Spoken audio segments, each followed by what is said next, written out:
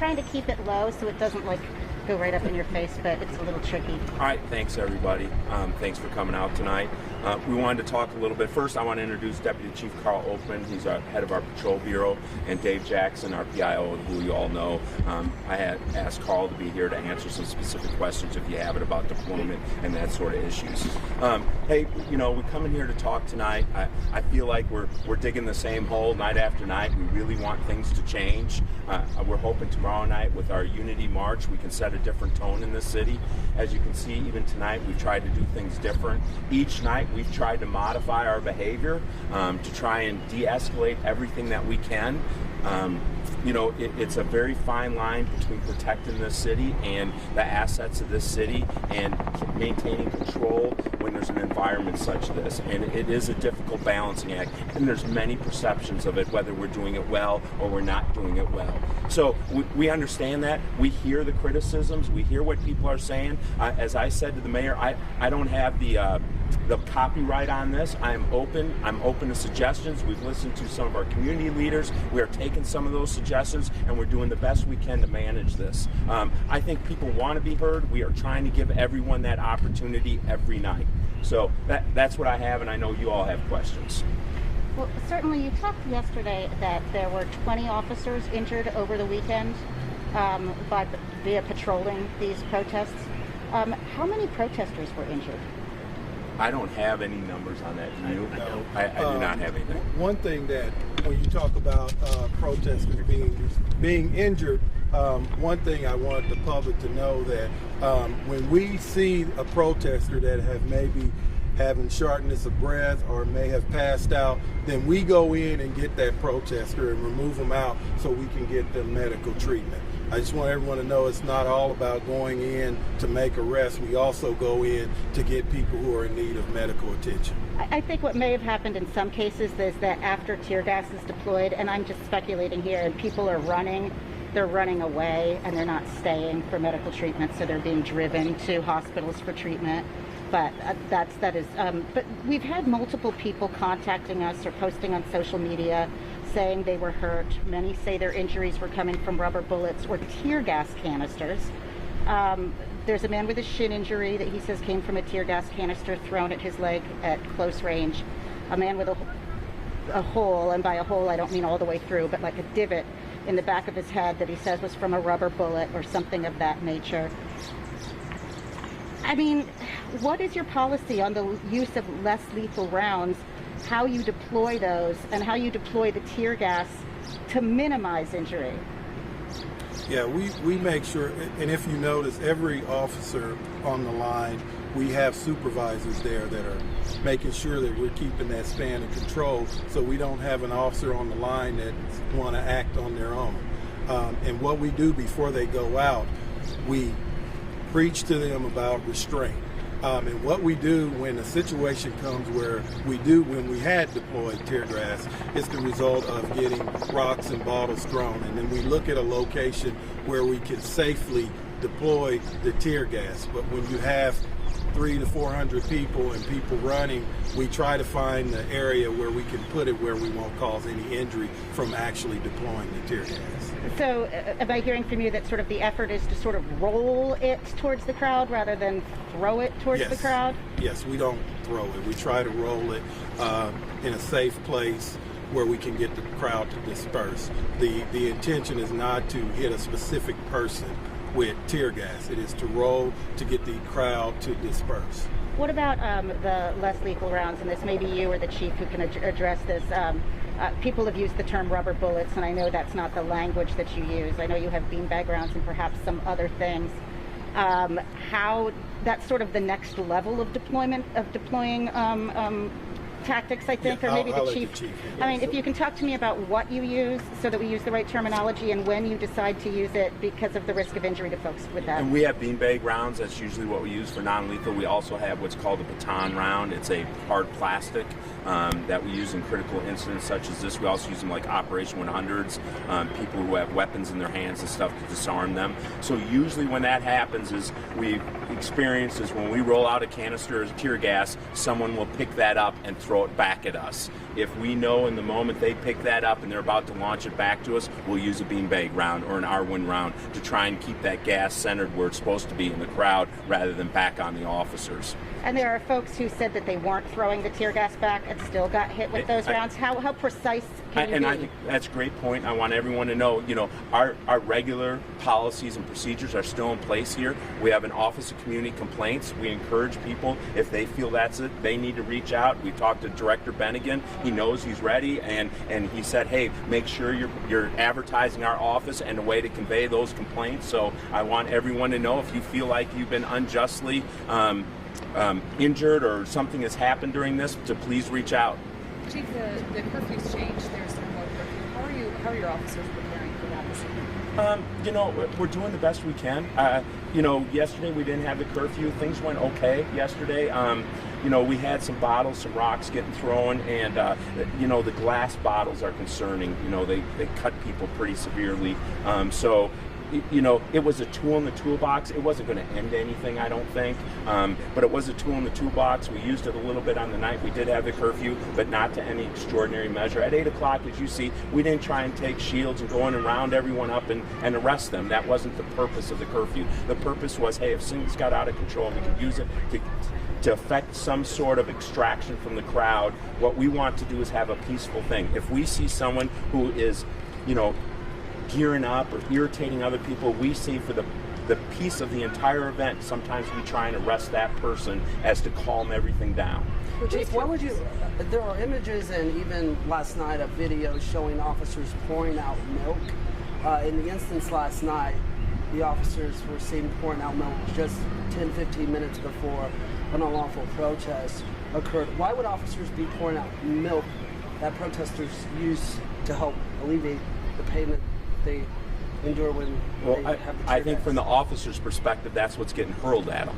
So I think that's the problem here, is that we're getting milk jugs hurled at us with water bottles and everything else. So I haven't seen this. I can't say I saw it for myself, but if I was an officer and I know 10 minutes from now that jug is going to be flying at me, I might make it empty. It would hurt a hell of a lot less than with stuff in it. So that may be the answer, but I've not seen it. I've not asked them. Talk to me about the Unity March. Chief, Yeah. You felt like you were digging the same hole night after night. What were suggestions? I don't know, what does that mean? Yeah, and that's great. We've talked to community leaders. Yesterday, the mayor and I went and tried to talk to people and say, hey, we're listening to you. What can we hear? People said they wanted accountability. We wanted to talk to them about the systems we have in place. I think it's important. Everyone wants things to change, but many of the things they're asking for, we already have. We already have independent reviews. We already have an independent office that handles police complaints. So some of these things, I don't know if people aren't aware of them. That's why I wanted to come out and make sure that everyone is aware of that. We have some of these systems already in place that people were asking for. What will you do differently tonight? You said you might do some things differently, and the mayor alluded to that on Twitter today. Well, as you can see, we're trying to de-escalate things as best as possible about even deployment and when we're deploying and who's deploying when. So we're taking a look at that and trying to use that only when needed. Yesterday, things got, they got tense pretty early. We're hoping that we can carry a very peaceful crowd longer. I told everyone, you can have the park all night long. We never once last night set foot in the park. I held to my word. I said, you can have the park all night long. We won't bother you as long as it's peaceful. At a certain point when we declared an unlawful assembly that we feel it's getting so out of hand that people are going to get hurt and officers are going to get hurt, and we declare that, we're asking people to leave. That's our cue. Hey, it's time to go home. But the problem is we're not seeing that.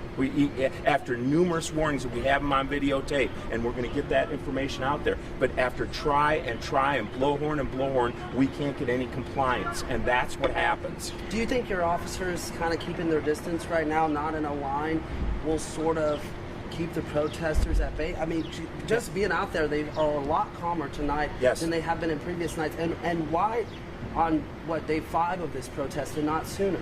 Yeah, I can't, I did another interview and they said, why the protest? I said, hey, if you could interview someone and give us that information, we'd love to have it, right? We've tried to reach out. There's not like one leader organization that we can stand up and say, hey, can we work with you on this? We're working on that. We'd like to identify some. We'd like to work with them. We'd like for things to be peaceful. Like I've said, for 30 years in this town, we've had all kinds of marches, rallies, demonstrations. We usually work with an organizer. We usually say, hey, here's how we do it. Here's how we'd like you to stay safe. Here's how we'd like the public to stay safe. And we work with people. So we're very open to that all the time. Have there been tactics that have been helpful in de-escalating this? What would those top 2 or 3 be?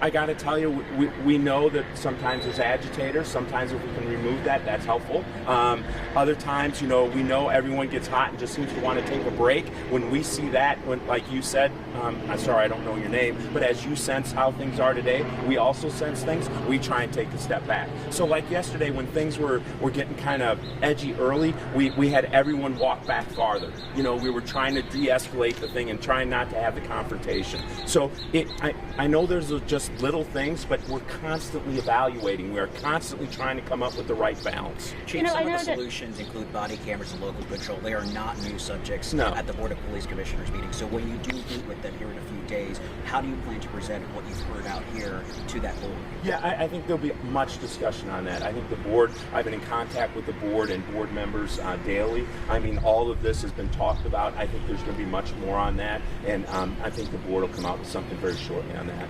And I do want to ask about the Unity March, and I know that's something you want to talk about, but I do want to touch on something that's kind of bouncing off what someone else asked. When we talk about how you changed your approach in terms of not having officers flanking the street today, and the question of why not sooner.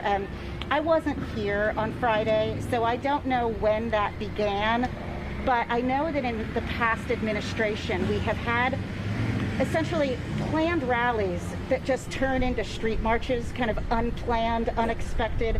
And the way in which that had been handled is there wasn't a large presence there right in front of the crowd. The presence was kind of set up a ways away and to wait to see what happened. And I think that comes from something I've heard nationwide for years, is that sometimes a strong and visible police presence can, I can't come up with a better word, but sort of provoke people because they feel defensive. Antagonize, thank you. And they feel defensive. And so the question is, when you began on Friday, did you begin with that approach?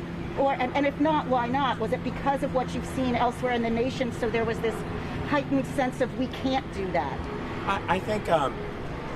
I think yes to some of what you're saying. I think we do evaluate what's going on across the nation, and we want to try and put things, I think everyone here wants the same thing as I said to everyone yesterday. We want calm, we want peace. The police department doesn't want to have to come out here and take these tactics every night. So yes, we had to weigh that, Betsy. When we come out, there is some measured response on our part and some judgment calls we have to make. And that judgment calls is, if we intervene early, are we preventing something or are we provoking it? And you're right, sometimes it's just a judgment call. I wish there was a science to say A, B, C, 1, 2, 3, you go here, here's the answer. But it's not always that way. And so sometimes that is a command decision to say, hey, we feel like if we don't get control of this or have a presence right away, we're going to lose control of the entire thing. And that's what scares us. Do you think you made the right choice, or do you think it was a mistake? I don't, I will tell you, I've spent every minute of my day planning for the next thing, as we all have. Every commander in patrol,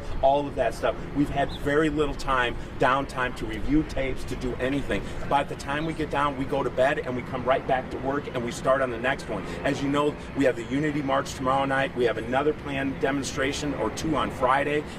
All we're doing is basically trying to plan for the next. So we, some of the review we get, we have to take on the fly. Frankly, we get a lot of it from you all, and footage and tape recordings that we see at night from news cameras that you have all recorded as you're out, and we try and use that as learning tools to go, okay, what did they capture? What can we see? What can we learn from this? And so it's a constant evaluation process. And I will tell everyone, I said this from the very beginning, we ain't perfect. I know that 100%, but I'm telling you, our hearts are in the right place. We want the same thing as everybody else. We want their voices heard, and we want peace in Kansas City. Speaking of peace in Kansas City, talk to me about the Unity March. Whose idea was this? What do you hope to accomplish? How are you going to handle it tactically? That's 3 questions at once. You're good at that, Betsy. It's not always the best approach because people don't always remember all 3 questions. Bishop Tony Caldwell from the Justice Center texted me and asked me would I be interested in this if we could march hand in hand and show the community that people stand together for unity and put our differences aside for unity as a community. I thought it was a great idea. So we'll start in the street in front of the Nelson. We'll come over here to the park. We have the mayors, many people on the city council. We've had some prominent people in Kansas City who say they would like to attend. We're hoping we send a strong message, a message that we can all work together, and we have differences and we need to work those out, but let's do it peacefully and properly. You mentioned the outlet for complaints if people believe there's too much force. Office of Community Complaints. Yes, but you've had so many helping departments, different sheriff's departments. I saw Pike County roll in last night. How, if it turns out that it's one of their officers or just outside of KCPD proper, I assume there's a similar line for all of them, but also how can people who in the chaos of it all might not know, how can they figure that out? Are you guys able to reroute that? Yeah, what we'll do is, what we ask, regardless, to make the complaint with our Office of Citizen Complaints, and through the investigation, we'll determine if it's involving an officer that was not with KCPD, and we'll address that accordingly. But the best thing, instead of confusing everyone, is just make the complaint with the Office of Citizen Complaints, and we'll figure out which officer it involves. And this is For more of a folks who feel traffic like question. the force has been overly aggressive or unfair, what is the standard, aside from after you declared an unlawful protest, what is the standard that someone might expect the tear gas, pepper spray? Is it stepping into the street? Is it throwing a bottle? What is that standard for people? Well, I don't know if you've been paying attention, even after when we've got to the point of announcing an unlawful assembly, it's the result of them throwing rocks, cans, bottles. Then that's the next approach. We give them time. We give them warnings. We say, hey, if you don't stop throwing bottles, we're going to cause a unlawful assembly. So we do that over and over. And the tactical commander, he is giving everything to make sure that we give people enough time to listen to our instructions and to obey our instructions. We're not just giving instructions and then here comes the tear gas. We're giving instructions 10, 15 minutes before we even get to that point. Even when we declare an unlawful assembly, sometimes it's taking 5 minutes till we even get to the level of dispersing the tear gas. So we want, like the chief said, we want people to come out and peacefully protest. That's what we're here for. We're here to protect the citizens of Kansas City, to come out and do it peacefully, as well as making sure that no officers are injured. But we take as much time, and we're very patient with going to that next level. What have you guys learned from departments nationwide? Because I assume you guys have all seen Minneapolis, Seattle, just New York, any other city, and just seeing how those all go. Have you guys, and what have you guys learned from other departments nationwide? Well, I think one thing we've learned has started years before, and that's community engagement with the citizens of Kansas City. Although we have had some difficulties this weekend, we make sure that we engage with our community in the good times, not just when there's issues like that. And that's what some of the other departments around the country are dealing with. But we look at tactics that they use and see how they made the situation worse, and we learn from that, as the chief was talking earlier. We're learning day by day on this. We just want to make sure our number one goal is to protect lives and property and ensure that people have a peaceful place to come and be heard. Chief, you were asked about that video yesterday on Twitter of a man getting pepper sprayed in the face. Did you get a chance to look at that video? I did. I saw the video. Here's what we see from the video. We see the officers going and doing an extraction, an arrest. I think what we see is people are trying to hold that person back. I don't think he's resistive, but some of the crowd is resistive. You then see some spray going out to try and make that, and then after that extraction happens, you see more spray. Well, you see bottles coming first, and then you see more spray. I think what we're trying to do here is, hey, we're going to go and get our arrest and get out. What we saw was some interference from the crowd. We were trying to handle it as peacefully as possible without anyone else getting hurt, and that's how the officers on the scene decided that was the best tool. And his arrest was made because he was in the street or because he was yelling? I don't know. I'm sorry. I don't have his name, and I have not looked up his arrest. I don't know that. I just watched the video. Having looked at the video, I will say that we can only see what's happening at that stage from where correct. the video begins. But based on what you see, it appears that he is using his voice, perhaps being antagonizing with his voice, but only using his voice. And then he steps off of the curb, and so technically he's off the curb and in the street. He doesn't seem to be approaching quickly. I think what some of us are asking you is that even though you don't know his name and exactly what he was arrested for, based on what you saw, what could be the justification for his arrest? Well, again, Betsy, I think we've talked about that balance of keeping order, or I don't want to use order. Let's use peaceful. We want to use peaceful, right? We're trying to do that, but when you have, sometimes we've had several thousands of people lined up in the park.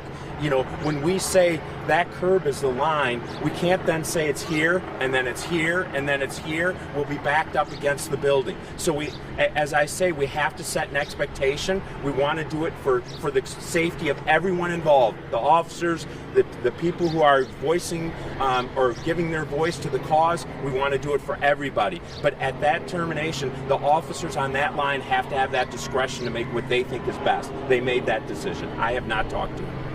And to add on that, another example of compromise, what we'll do is who we've identified as the leader, we will allow them to come out in the street along that curb to address the crowd. Only the person who we deem as the leader. So we give and take throughout this. And in that situation, I'm not sure, but I can tell you from being on the line all 4 nights, what you're probably seeing is the end result of the individual repeatedly defying the orders earlier in the day. You'll see them going in and out of the street, and eventually it gets to the point where that's the best opportunity to take him into custody without causing more injuries or involving other people. So it's a tactical approach. Sometimes we do have to wait several minutes before we find the right opportunity to get an instigator out of the crowd. Sir, can you say and spell your first and last name? Yeah, it's Carl, K-A-R-L, last name Oakman, O-A-K-M-A-N. Your commander? Major? Colonel? Colonel, Deputy Chief, Patrol Bureau. Deputy Chief Open, you've done recruiting efforts with the department in the past. Yes. Following this weekend's protest, how do you lead those efforts moving forward, especially bringing in minority officers to your department? That's an interesting question. Just yesterday, one of the leaders on the protest, I pulled him out of the crowd, and we had a very engaging conversation about minority recruitment and discussing. I know the rally is about police brutality, but I talked to him, and we're looking at setting up a time to talk about minority recruiting. I think that that type of energy that's being put into police brutality, which is very important, it'll help us if we could get some of that energy on minority recruiting, because me personally, I think they kind of go hand in hand. What do you see as a way forward after these protests? I think, as the chief said, just be open to discussion, continue to be engaged with our community partners. And the Kansas City, Missouri Police Department, we have a long history of sitting down, listening to our community. We're not always perfect, but we try to learn from the mistakes that we make, and usually you get that from the people who you're sworn to serve. And that's our goal. Hey, I wanted to say one last thing before we leave, and then we're going to take off. But yesterday I talked to someone who had worked the line on a couple of nights, and he said, you know, it's amazing. We had all this chanting, and when people would come off and they walk in the cars, they were thanking us for protecting them. So I think as our presence, as we talked as a negative, as a de-escalation, I think it also was helpful to some people to know that we were there prepared to help the security of everyone. Like Carl said, we've had people with cardiac events, we've had people with panic attacks, we've helped facilitate all of those medical needs to anyone who's in the town. I mean, and I think it's a very a way to emphasize that we are there to help people. We are not just there to enforce. So, hey, thank you all very much. Thanks for the news conference. Thank you. Thank you.